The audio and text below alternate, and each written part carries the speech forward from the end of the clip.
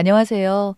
정말 저희 동네 일대가 전부 뒤집혀진 엄청난 일을 말하고 싶어 이렇게 사연을 보내게 되었습니다. 저는 홀아버지 밑에서 장녀로 컸습니다. 엄마는 제가 아주 어렸을 때 유방암에 걸리셔서 돌아가셨어요. 막내 동생이 3살 되었고 제가 고작 초등학교 3학년 때였습니다. 무척이나 애처가이셨던 아버지께서 엄마의 부재 이후 정말 방황을 많이 하셨어요. 술로 매일 지새우기도 했고 저희를 버리다시피 방치하다가 결국 할머니에게 맡겼죠. 그런데 할머니마저 건강으로 인해 세상을 떠나버렸어요. 그렇게 저희는 아빠의 손길 아래에서 다시 크게 되었습니다. 아빠는 할머니가 떠나신 이후부터 정신을 차리셨어요. 저희를 키우기 위해 안 해본 일이 없을 정도로 정말 열심히 사셨습니다. 리어카에 양말을 싸게 떼어서 그걸 끌고 다니면서 팔며 살았어요. 덕분에 저는 초등학교 때 놀림을 많이 받으며 컸습니다. 그런데 참 고마운 게 그 덕에 제가 배짱이 생겼어요. 중학교 올라가서는 남한테 무시당해도 가만히 있지 않고 제 자신을 지킬 수 있는 성격이 되었습니다. 양말을 팔던 아빠는 그 미천을 가지고 작은 포장마차를 운영하셨어요. 길거리에서 정말로 작은 천막치고 음식을 파는 건데도 그런 포장마차 자리 마련하는데 들어가는 돈이 어마어마했거든요. 몇백만 원이었지만 저희 식구에게는 정말 큰 돈이었습니다. 몇백 원짜리 양말 팔아서 입에 풀칠하기도 힘드니 아빠는 그동안 모은 돈으로 포장마차를 해야겠다 마음을 먹은 거였죠. 아빠는 남자였지만 음식 솜씨가 끝내줬거든요. 떡볶이며 어떤 음식을 만들어도 정말 그냥 만드는 법이 없었고 항상 비법 재료가 들어가서 흔한 듯 흔하지 않은 독특한 맛을 내면서 중독성 있는 음식들을 항상 만드셨어요. 엄마 할머니가 돌아가신 이후로는 계속 아빠가 해주는 밥을 먹고 살았지만 솔직히 정말 너무나 맛있거든요. 그래서 저는 아빠의 포장마차가 대박 날 줄 알았어요. 그런데 세상이 녹록하지 않더라고요. 나름 아빠가 자릿세를 주고 포장마차를 한 건데 그 골목에 소위 깡패라고 하죠.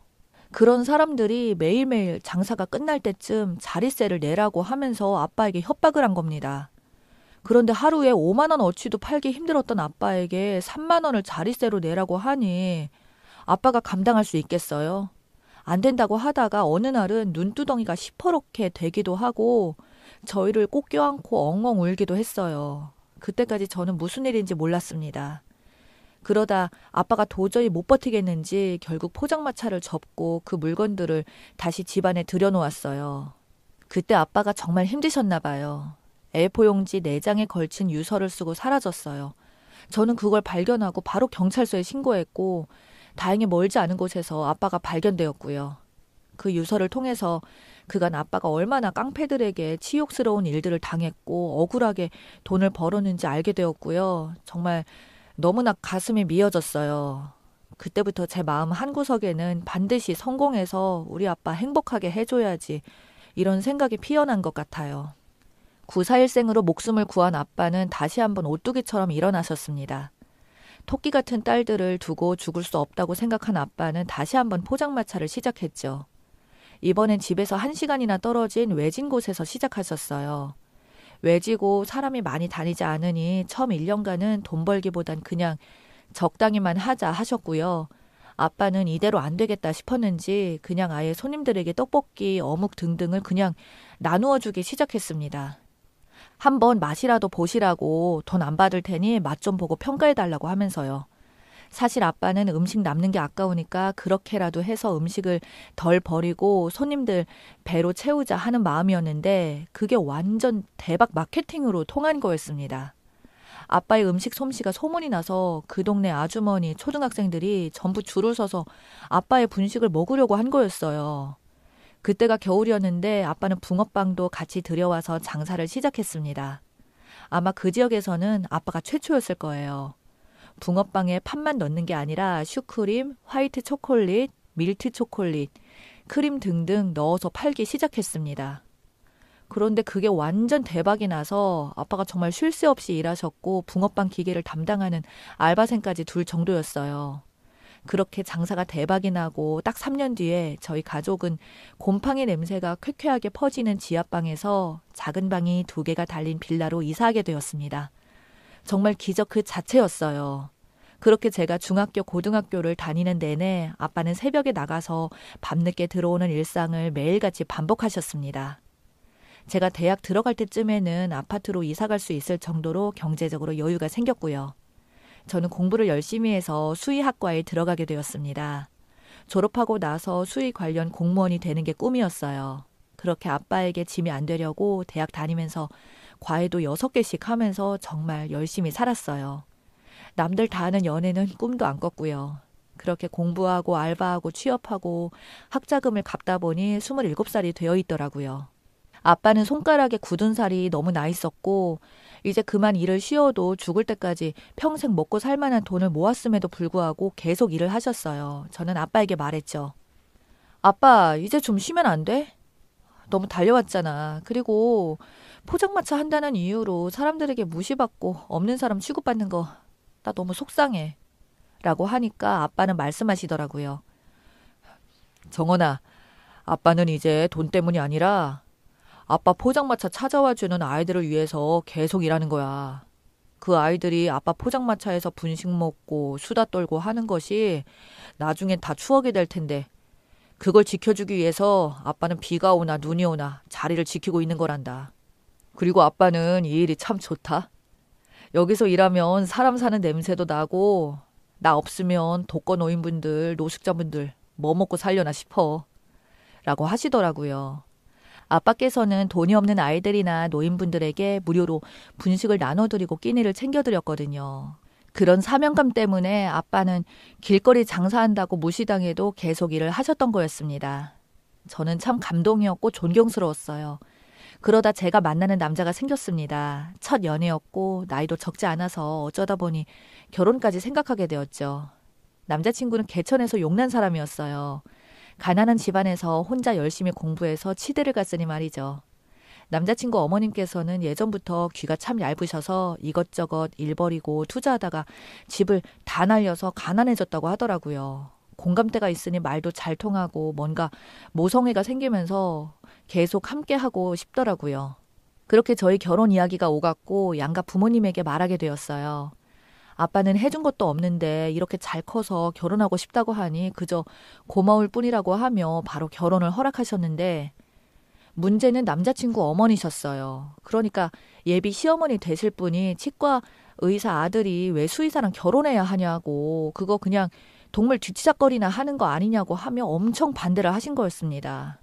어머님은 아들이 치과 의사니까 최소한 같은 치과 의사 아니면 의사 며느리를 원하셨나 봐요. 눈이 높으셨던 거였죠. 그러다 저희 집안이 뭐 하는 집안이냐고 어머니께서 남친에게 물어봤나 봐요. 남자친구는 우물쭈물 하다가 말을 못했대요. 분식집 한다고 하면 불같이 화내고 반대할 게 뻔했으니까요. 그렇게 버티고 있는데 어머님이 막 화를 내고 빨리 말하라고 하니까 결국 분식집 한다고 실토한 거였죠. 당연히 어머님이 눈 뒤집어지고 아들한테 미쳤냐고 왜 그런 근본 없는 집안에 장가를 가려고 하냐고 하며 막 소리를 질렀대요. 그런데 거기서 끝났어야 하는데 어머님이 일을 저지른 겁니다. 어떻게 저희 아빠 포장마차를 아셨는지 저희 아빠를 찾아간 거예요. 이 결혼 절대 안 되니까 따님한테 똑바로 알리라고. 이 말을 하러 가기 위해서요. 그날 저는 아무것도 모르고 일 끝나고 아빠 포장마차에 가는 길이었습니다. 그런데 멀리서 보이는 아빠의 포장마차에 사람들이 엄청나게 모여있고 시끄러운 소리가 들리는 겁니다. 저는 무슨 일이지? 싸움 났나 싶은 마음에 허겁지겁 달려갔죠. 그런데 그 포장마차 앞에 어머님이 쓰러져 있고 아빠는 얼굴에 계속해서 생수를 뿌리고 있었어요. 아빠한테 달려가 도대체 이게 무슨 일이냐고 물었어요. 그래서 아빠는 이따가 설명하겠다고 하며 얼굴에 차가운 물을 뿌려댔습니다. 얼마 지나지 않아 119와 경찰차가 왔고 쓰러진 어머님과 저희 아빠를 모시고 갔어요. 도대체 무슨 일인지 알 수가 없었죠. 병원에 간 아빠는 왼쪽 위아래 턱 쪽에 1도 화상 판정을 받고 간단하게 처치를 하고 그 뒤에 경찰 조사를 받으러 가셨어요. 그런데 거기서 알게 된 사실이 정말 너무나 충격적이었습니다.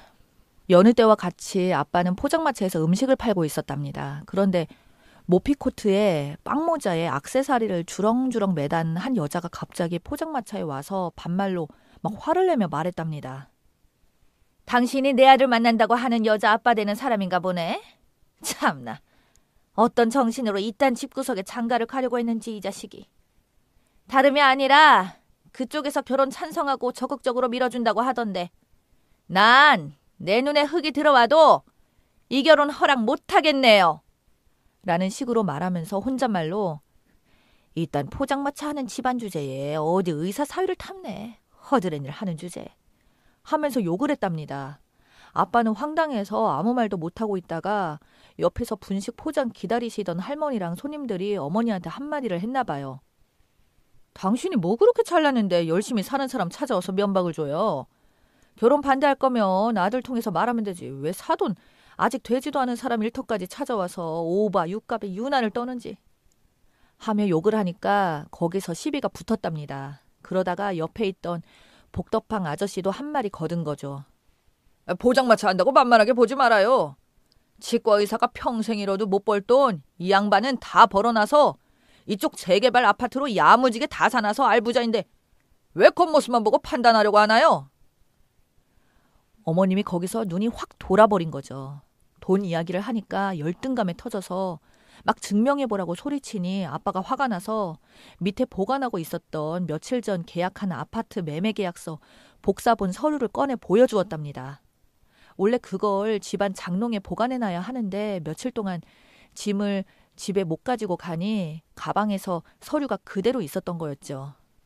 어머님 그거 보고 고작 포장마차 하는 주제에 이런 비싼 아파트 어떻게 샀냐고, 다 사기 아니냐고, 이거 신고해야 되는 거 아니냐고 하면서 위에 있던 음식들을 손으로 집어서 막 내동댕이 치고 난리가 났답니다. 그게 다 돈이고 사 먹는 음식인데 손으로 집으니까 아빠랑 손님들이 화가 난 거죠. 옆에 있던 아줌마가 이게 뭐 하는 짓이냐고 하면서 팔뚝을 붙잡으려고 하자 어머님이 그 뜨거운 국물을 국자로 퍼서 아줌마더러 자기 몸에 손대지 말라고 하는데 아빠가 너무 화가 나서 손님 앞에서 뭐 하는 짓이냐고 소리치자 어머니가 이성을 잊고 그 국자에 있던 어묵 국물을 아빠 쪽으로 뿌렸고 아빠는 얼굴을 부여잡고 쓰러진 거였죠. 어머님은 계속 화내다가 혈압이 오르셨는지 갑자기 픽 쓰러지셨고 그때 119와 경찰을 손님들이 불렀고 때마침 제가 와서 현장을 보게 된 것 같습니다. 그 이야기를 듣자마자 저 정말 뒷목이 뻣뻣해진 기분이 들었어요. 너무 열이 받고 뭐 하는 여자인가 싶었습니다. 아빠한테 말했죠. 이거 영업 방해죄랑 상해랑 전부 해서 싹 다 고소해버려요. 라고요. 그런데 아빠는 그냥 좋게 좋게 끝내자고 하며 또 참고 넘어가려고 하는 겁니다. 저는 말했죠. 아빠, 이거 그냥 넘어가면 나 다시는 아빠 안 볼 거야. 라고 하면서요. 결국 그렇게 고소장을 접수하고 남자친구에게 헤어지자고 통보를 했습니다. 이 이야기를 말하면서요. 난 너가 정말 좋지만 결혼 엄두도 안 나고 나 솔직히 지금 너무 화가 나서 너한테 욕 퍼붓고 싶은데 네가 잘못한 게 없으니까 꼭 참는 거야. 그러니까 붙잡지도 말고 더 이상 연락도 하지 마. 라고 하면서요. 전화 끊고 엉엉 울었죠. 그런데 남친보다 더 중요한 건 아빠였습니다. 우리 아빠 직원 무시하는 집안에 시집 가고 싶지 않았어요. 그리고 병원에서 어머님은 끝까지 사과 연락 한 번 없으시고 뻔뻔한 태도를 보이셨어요. 알고 보니 어머님 생각보다 본인에 대한 열등감이 굉장히 심하셨더라고요. 그도 그럴 것이 돈에 집착하다가 전 재산을 날렸는데 자기보다 못난 직업을 가진 사람이 수억짜리 아파트를 산 소리를 들으니 얼마나 열이 받겠어요. 아무리 열받아도 그렇지 정말 미친 사람인 줄 알았는데 정말 미친 사람이었더라고요. 편집증 증상 때문에 그런 거에 더 예민하게 반응하고 남들보다 화 잘 내고 죽일 듯이 달려드는 것 같더라고요. 정말 만약에 제가 그걸 모르고 시집 갔으면 얼마나 끔찍했겠나요. 그냥 지금 알게 돼서 다행이다 싶은 마음이었죠. 결국 어머님이 벌금형으로 끝날 뻔한 일을 반성의 기미가 없다는 이유로 실형을 선고받았어요. 비록 집행유예이긴 하지만요. 하여튼 저에게 이런 일들이 있었어요. 정말 사람 겉모습만 보고 직업만 보고 판단하지 않았으면 좋겠습니다. 비록 아빠가 길거리 장사를 하시긴 하지만 세금도 열심히 내시고 기부도 정말 많이 하시고 힘들어하는 주변 사람들 항상 챙겨주면서 그렇게 사셨거든요. 그런 아빠가 천대받는 모습을 보면 딸인 저는 가슴이 찢어질 듯이 아프네요. 그래서 더더욱 저도 편견 없는 눈으로 사람을 대하려고 노력 중입니다. 이번 일을 계기로 더더욱 그러리라 마음을 먹었어요. 그렇게 살면 세상이 조금은 더욱더 따뜻해지겠죠. 부디 그러길 바라며 글 마치겠습니다. 읽어주셔서 감사합니다.